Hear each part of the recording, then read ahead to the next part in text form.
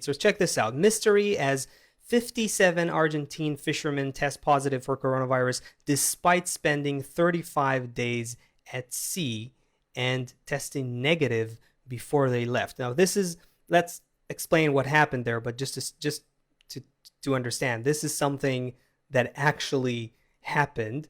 This was also published here, the Maritime Executive, which is like the magazine for, marine related issues. Anyway, what happened is that A long-time subscriber. these fishermen these fishermen, they test for COVID, they all come out negative. They Right, before they go out on the boat, they all before they test go to on the make sure boat, that and they went on isolation for 14 days just to make sure, even though they tested negative, sorry, and then they go for 35 days to the middle of the ocean where there is like no one besides them, and they come back and 57 out of 61 of them test positive for COVID. Now, this is, like the title said, like the headline says here, is a mystery. Like, no one understands what is going on here. So let's talk about the nature of reality to understand, how we can look at it from a Kabbalistic perspective. Reality is a collection of all sorts of frequencies and waves. Light is electromagnetic waves, sound is waves of air pressure, and some of these waves, some of these frequencies we can perceive, some of them we just don't. Help me with so if some there's examples okay, here. so Yeah. if there's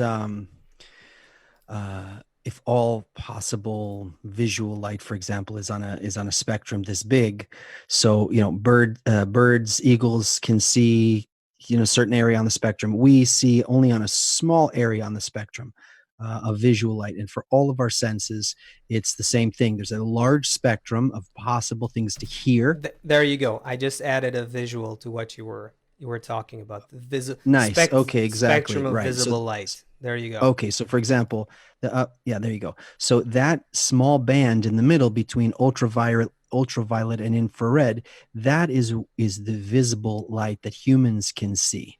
But you can see way beyond that there's more waves, and if we had different instruments, meaning different eyeballs, but there are instruments that can actually see these other waves, and it's the same thing for sound. So and it's the same thing for olfactory, for smelling. A dog can smell who's on the other side of a door. I cannot smell who's on another side of the door. Yes, first Okay, of because all, it needs to really dawn on you that we only perceive a certain range of reality, right? There's all, just like we saw in that visible light example, our ears perceive between 20 hertz or 30 hertz to 20 kilohertz, something like that. We like you said, with there's animals that can smell a lot more than what we can.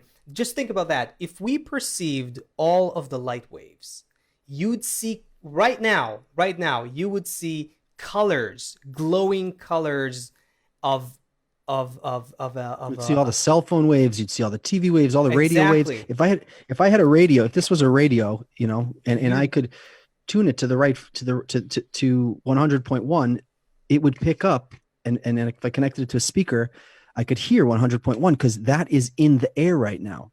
I don't it's see in the it, air, but and it's in the air here. it's not visible to us, but it is visible if you have the right kind of receiving device, the right kind of perception device. So if you'd walk around and you'd saw frequencies, you'd walk around in a glowing rainbow, and like radio antennas would be like light towers, and your phone would be emitting glowing, your microwave and all the Wi-Fi, the routers, you'd be walking in a rainbow. That's basically, the situation that is happening right now, but we only perceive a certain range of light, so we don't get it. Here's a good example. There's a shrimp, actually, the mantis shrimp, that has 16 photoreceptors. We have only 3: RGB, red, green, and blue, right? So that shrimp can perceive so many colors that we can't even conceive of. And Wow. yeah, it also has like these weird kind of two eyes that go in different directions, and can also perceive, each single eye of that mantis shrimp can perceive depth, something that we only do with our, Two eyes. with two eyes. This is and so that shrimp has a lot on us, right? So at some point, 14 billion years ago, okay, and of course there's something beyond the Big Bang, past that horizon. But as far as what we can perceive, something happened there, an explosion, and waves went out in every direction all at once. Okay, that's the beginning of our physical universe as we know it. So the waves are expanding in all directions, and over time, those waves materialize more and more and organize more and more until they kind of slow down and form inanimate matter, and then vegetative matter, and animate matter, and humans. So I wanted to give a little background on when you said the four. Yeah. It's not just some arbitrary thing. This is the development coming from that source out.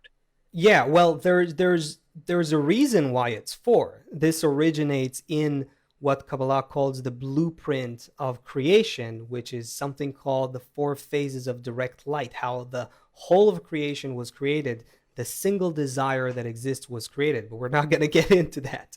But there's a reason why it's four levels, four fundamentally, qualitatively different levels of frequencies, groups which of you call frequencies, desires. which we call desires. Exactly. Yes. Okay.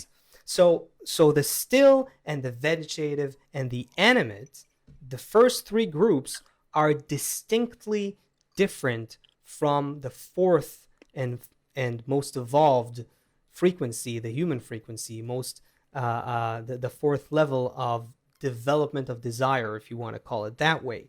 So, and how are they different? Let's try to talk about that. How are they different? So when a planet is orbiting in space, or when a flower blooms, or when the bees make honey, or when the lion chases its prey, or when the butterfly flaps its wings, or whatever it is, all of these still vegetative and animate frequencies are directly reflecting and operating according to nature's program inherent in them.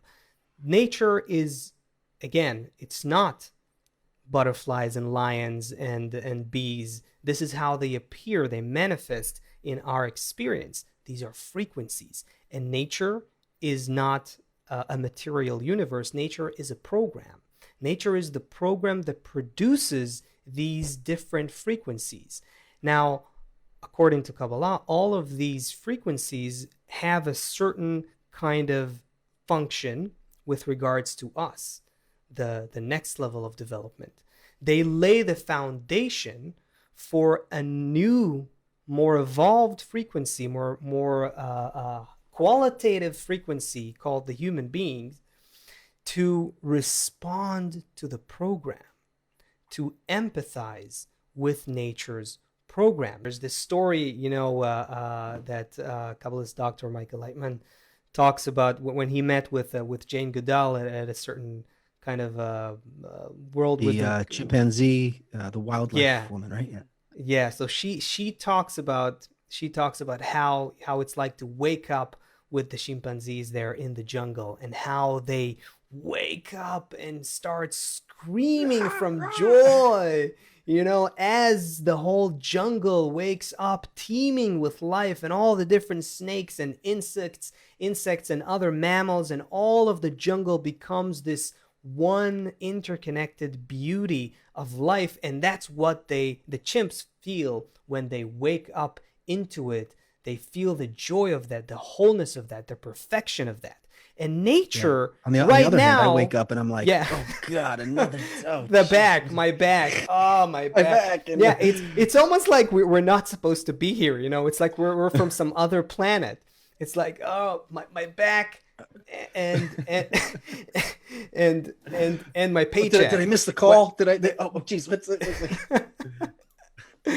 Exactly. So what's going on here? Are we aliens?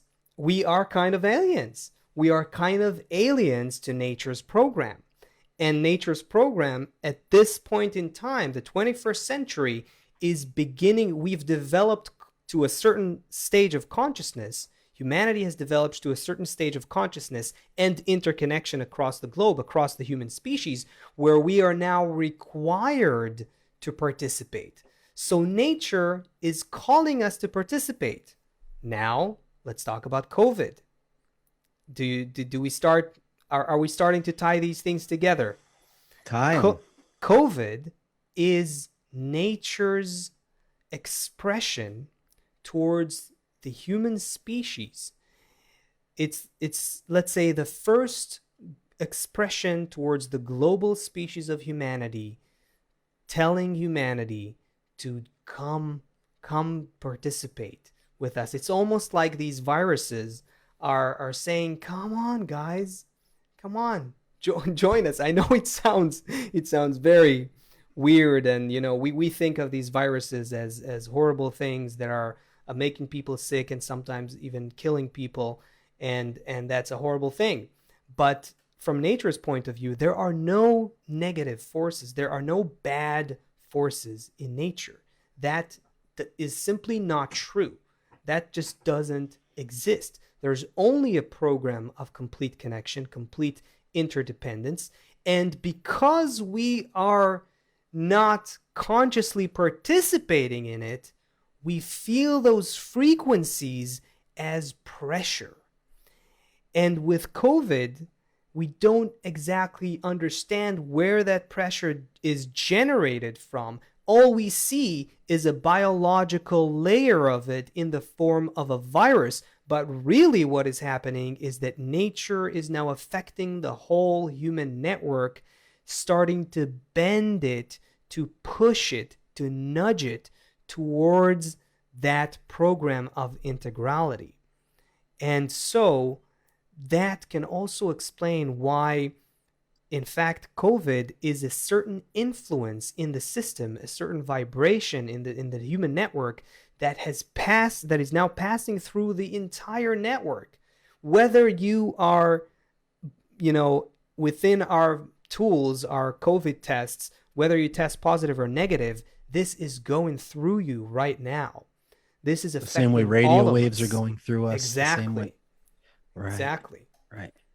And so you have some fishermen who happen to also show a biological symptom, which is, it appears in our tests, but the influence was there even if they weren't tested positive, even if they weren't tested at all.